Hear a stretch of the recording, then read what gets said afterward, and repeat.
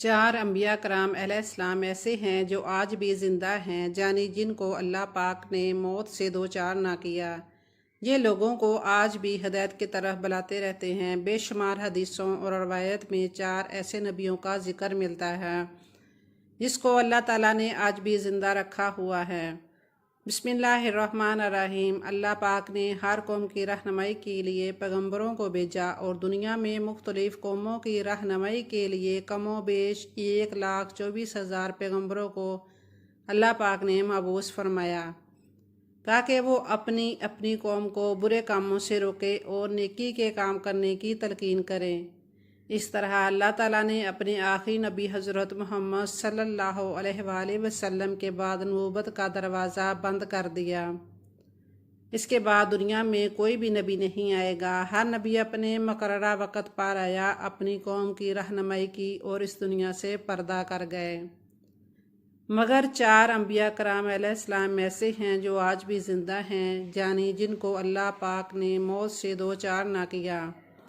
یہ لوگوں کو آج بھی ہدایت کی طرف بلاتے رہتے ہیں۔ بے شمار حدیثوں اور روایت میں چار ایسے نبیوں کا ذکر ملتا ہے جس کو اللہ تعالیٰ نے آج بھی زندہ رکھا ہوا ہے۔ حضرت عیسیٰ علیہ السلام نے جب نبوت کا اعلان کیا تو انہوں نے اپنے ارد گرد کے لوگوں کو فرمایا کہ میں اللہ تعالیٰ کی طرف سے بھیجا گیا نبی ہوں، میں تم کو دعوت حق دینے کے لیے آیا ہوں۔ لیکن جس قوم پر اللہ تعالیٰ نے حضرت عیسیٰ علیہ السلام کو مبعوث فرمایا وہ یہودی قوم تھی۔ اللہ تعالیٰ نے یہودیوں کی کتاب میں لکھا ہوا ہے کہ ایک ایسا نبی آئے گا جو یہودیوں کے دین کو ختم کر دے گا۔ جب حضرت عیسیٰ علیہ السلام نے نبوت کا اعلان کیا تو یہودیوں کو یہ ڈر تھا کہ ایسا نہ ہو کہ حضرت عیسیٰ علیہ السلام ہمارے دین کو ختم نہ کر دیں، اس لیے انہوں نے حضرت عیسیٰ علیہ السلام کو قتل کرنے کا منصوبہ بنایا۔ حضرت عیسیٰ علیہ السلام اللہ تعالیٰ کے حکم سے یہودیوں کو دین حق کی باتیں بتاتے رہے، لیکن حضرت عیسیٰ علیہ السلام کی بات کا یہودی قوم کو کوئی اثر نہ ہوا۔ وہ حضرت عیسیٰ علیہ السلام کے ہر حکم کو الٹا ہی سمجھتے تھے۔ ایک دن ایسا ہوا کہ حضرت عیسیٰ علیہ السلام نے سب یہودیوں کو جمع کیا، ان سے دریافت کیا کہ تم میں سے کون ہے جو اللہ تعالیٰ پر ایمان لائے گا۔ اس وقت 12 یا 19 لوگ ایسے تھے جنہوں نے حضرت عیسیٰ علیہ السلام پر ایمان لائے، باقی سب لوگوں نے دین حق کو جھٹلا دیا تھا۔ انہوں نے حضرت عیسیٰ علیہ السلام کی ایک بات بھی نہ مانی اور حضرت عیسیٰ علیہ السلام کو برا بھلا کہتے رہے۔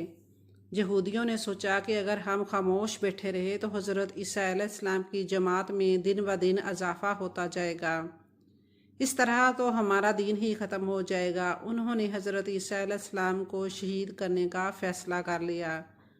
انہوں نے حضرت عیسیٰ علیہ السلام کو قتل کرنے کی ذمہ داری توطیہ نوس نامی شخص کی لگا دی۔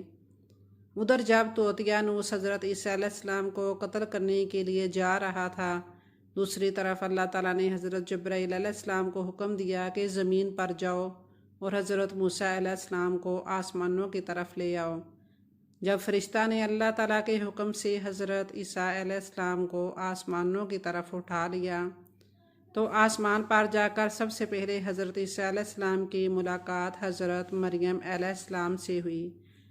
اس وقت حضرت مریم علیہ السلام نے حضرت عیسیٰ علیہ السلام کو گلے لگایا تو حضرت عیسیٰ علیہ السلام نے حضرت مریم علیہ السلام یعنی اپنی والدہ کو فرمایا کہ اے اماں جان، اب ہماری ملاقات روز قیامت ہی ہوگی۔ جب حضرت عیسیٰ علیہ السلام آسمانوں کی طرف اٹھائے گئے تو اس وقت حضرت عیسیٰ علیہ السلام کی عمر 33 سال تھی۔ حضرت جبرائیل علیہ السلام آپ کو بدلی کے ذریعے آسمانوں پر لے گئے تھے۔ دوسری طرف یہودیوں کو اس شخص کا انتظار کر رہے تھے جس کو انہوں نے حضرت عیسیٰ علیہ السلام کی طرف بھیجا تھا۔ وہ اس انتظار میں تھے کہ توطیہ نوس کب حضرت عیسیٰ علیہ السلام کو قتل کر کے آئے گا۔ اس طرح کافی وقت گزر گیا تھا لیکن توطیہ نوس نہیں آیا تھا، تو وہ سب مل کر حضرت عیسیٰ علیہ السلام کے گھر کی طرف گئے۔ جب وہ گھر میں پہنچے تو انہوں نے دیکھا کہ وہاں ایک شخص پڑا ہوا تھا جس کا چہرہ حضرت عیسیٰ علیہ السلام سے ملتا تھا۔ انہوں نے اس شخص کو قتل کر دیا۔ انہوں نے دیکھا کہ یہ چہرہ تو حضرت عیسیٰ علیہ السلام سے ملتا جلتا تھا، جب انہوں نے غور کی تو وہ شخص طوطیانوس تھا جن کو انہوں نے حضرت عیسیٰ علیہ السلام کو قتل کرنے کے لیے بھیجا تھا۔ اس پر یہودی بھی دو حصوں میں تقسیم ہو گئے تھے، وہ آپس میں ہی لڑنے لگ گئے تھے۔ وہاں دو گروہوں میں جنگ ہوئی۔ اس جنگ میں دونوں طرف سے بے شمار یہودی قتل ہوئے تھے۔ اللہ تعالیٰ سورہ نساء میں فرماتا ہے، ان کے کہنے کی وجہ سے کہ ہم اللہ تعالیٰ کے رسول عیسیٰ کو قتل کر ڈالا ہے، حتیٰ کہ انہوں نے ان کو قتل نہیں کیا اور نہ ہی ان کو سولی چڑھایا ہے، مگر ان کے لیے کسی کو عیسیٰ کا ہم شکل بنا دیا گیا تھا۔ بے شک جو لوگ ان کے بارے میں اختلاف کر رہے ہیں وہ شک میں پڑے ہوئے ہیں، ان کے پاس کچھ بھی علم نہیں ہے، مگر یہ لوگ گمان کی پیروی کر رہے ہیں۔ بلکہ اللہ تعالیٰ نے حضرت عیسیٰ علیہ السلام کو آسمانوں کی طرف اٹھا لیا تھا، یقیناً وہ قتل نہیں کیے گئے تھے، بے شک اللہ تعالیٰ غالب حکمت والا ہے۔ حضرت محمد صلی اللہ علیہ وسلم نے ارشاد فرمایا کہ حضرت عیسیٰ علیہ السلام قیامت سے پہلے زمین پر تشریف فرما ہوں گے۔ حضرت عیسیٰ علیہ السلام سنت نبوی کے مطابق زندگی بسر کریں گے۔ حضرت عیسیٰ علیہ السلام صلیب کو توڑیں گے، پھر آپ علیہ السلام دجال کا جڑ سے خاتمہ کر دیں گے۔ حضرت عیسیٰ علیہ السلام 7 برس تک اس دنیا میں زندگی بسر کریں گے۔ آپ علیہ السلام اللہ تعالیٰ کے دین کو عام کریں گے۔ جو لوگ یہ کہتے ہیں کہ حضرت عیسیٰ علیہ السلام قتل ہو گئے یا پھر سولی پر لٹکائے گئے ہیں، وہ دین اسلام سے خارج ہیں، وہ کفر کر رہے ہیں۔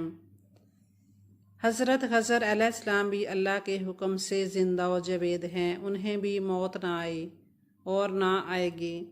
ایک روایت میں آتا ہے کہ ایک دفعہ حضرت محمد صلی اللہ علیہ وآلہ وسلم اپنے صحابہ کرام رضی اللہ تعالیٰ عنہ کو حضرت خضر علیہ السلام کا قصہ سنایا۔ آپ صلی اللہ علیہ وسلم نے فرمایا کہ حضرت خضر علیہ السلام کے باپ ایک بادشاہ تھے جو حضرت خضر علیہ السلام کو اپنی بادشاہت سے نوازنا چاہتے تھے، لیکن حضرت خضر کو اپنے باپ کی سلطنت پسند نہ آئی تھی، اس لیے انہوں نے اپنے باپ کی سلطنت کو ٹھکرا دیا تھا۔ آپ علیہ السلام جنگلوں اور سمندر کی طرف چلے گئے جہاں آپ کو کوئی ڈھونڈ نہ سکے۔ اس دوران آپ علیہ السلام کا گزر ایک آب حیات چشمے سے ہوا۔ جب آپ علیہ السلام نے اس چشمے کا پانی پیا تو آپ علیہ السلام تا حیات زندہ رہنے میں کامیاب ہو گئے تھے۔ بے شمار روایات میں آپ علیہ السلام کی تا حیات زندہ رہنے کا ذکر ملتا ہے۔ حضرت انس رضی اللہ تعالیٰ عنہ بیان کرتے ہیں کہ جب اللہ تعالیٰ کے نبی صلی اللہ علیہ وآلہ وسلم کا وصال ہوا تھا کہ وہاں ایک شخص آیا جو نبی اکرم صلی اللہ علیہ وسلم کی میت کے پاس آ گیا۔ اس وقت اس شخص نے کچھ پڑھا اور واپس چلا گیا تھا۔ اس کے جانے کے بعد سب صحابہ کرام نے آپس میں ایک دوسرے سے معلوم کیا کہ یہ شخص کون تھا۔ کسی نے بھی کوئی جواب نہ دیا۔ حضرت علی رضی اللہ تعالیٰ عنہ نے فرمایا کہ یہ حضرت خضر علیہ السلام ہیں۔ حضرت خضر علیہ السلام بھٹکے ہوئے لوگوں کو اللہ کی تعالیٰ کی طرف گامزن کرتے ہیں، ان کو سیدھا راستہ دکھاتے ہیں، مصیبت زدہ لوگوں کی مدد کرتے ہیں۔ حضرت خضر علیہ السلام بہت ہی نیک اور خدا ترس انسان ہیں۔ بعض روایات میں حضرت خضر علیہ السلام کا ذکر حضرت ذوالقرنین کے ساتھ بھی پڑھنے کو ملتا ہے کہ حضرت خضر علیہ السلام اور حضرت ذوالقرنین کسی سفر پر گئے، ان کا گزر ایک چشمے سے ہوا۔ اس چشمے سے حضرت خضر علیہ السلام نے آب حیات پیا، جس کی وجہ سے آپ کو تا حیات زندہ رہنے کا موقع ملا۔ حضرت عیسیٰ علیہ السلام اور حضرت خضر علیہ السلام کے بعد تیسرے زندہ نبی حضرت الیاس علیہ السلام کا ذکر آتا ہے۔ آپ کا ذکر قرآن پاک میں 2 جگہوں پر موجود ہے۔ تفسیر مظہری میں مذکور ہے کہ حضرت الیاس علیہ السلام کو ایک نورانی گھوڑے پر بٹھا کر آسمان کی طرف لے جایا گیا تھا۔ حضرت انس رضی اللہ تعالیٰ عنہ سے مروی ہے کہ میرا اور حضرت محمد صلی اللہ علیہ وسلم کا گزر ایک پہاڑی سے ہوا۔ وہاں سے گزرتے ہوئے ہمیں ایک آواز سنائی دی، اے اللہ مجھے بھی حضرت محمد صلی اللہ علیہ وسلم کا امتی بنا دے۔ یہ آواز سنتے ہی اللہ کے نبی نے مجھے فرمایا، اے انس، رضی اللہ تعالیٰ عنہ کہ اللہ اس آواز کا پتہ لگاؤ کہ یہ کون ہیں۔ حضرت انس رضی اللہ تعالیٰ عنہ فرماتے ہیں کہ میں جب اس پہاڑی کے اندر گیا تو کیا دیکھتا ہوں کہ ایک سفید پوش بزرگ اللہ کی عبادت میں مشغول تھا۔ جب اس نے مجھے دیکھا اور کہا اے بندے تو محمد صلی اللہ علیہ وسلم کا صحابی ہے؟ حضرت انس رضی اللہ تعالیٰ عنہ نے ہاں میں جواب دیا۔ اس بندے نے کہا کہ میرا سلام محمد صلی اللہ علیہ وسلم کو پہنچا دو اور محمد صلی اللہ علیہ وسلم سے عرض کرنا کہ حضرت الیاس علیہ السلام آپ کو ملنا چاہتے ہیں۔